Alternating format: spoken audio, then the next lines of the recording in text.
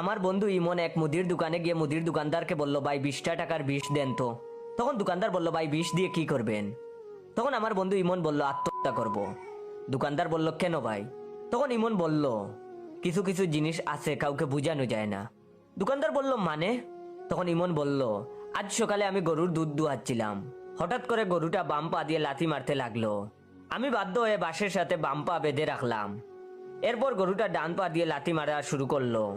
আমি এবার গরুর ডান পাটাও বাঁশের সাথে শক্ত করে বাঁধলাম। অবশেষে লেজ দিয়ে বাড়ি মারতে লাগলো। ভাবলাম আমি লেজটাও বেঁধে রাখি, কিন্তু লেজ বাঁধার জন্য কিছু পেলাম না। শেষমেশ নিজের বেল্ট খুলে বাঁধতে লাগলাম। বেল্ট খোলার কারণে আমার প্যান্ট হঠাৎ করে খুলে গেল।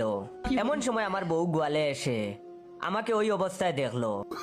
এখন আপনিই বলুন, আমি আমার বউকে কি করে তা বুঝাবো? বউ আমাকে ছেড়ে বাপের বাড়ি চলে গেছে। এ জীবন আমি আর রাখতে চাই না।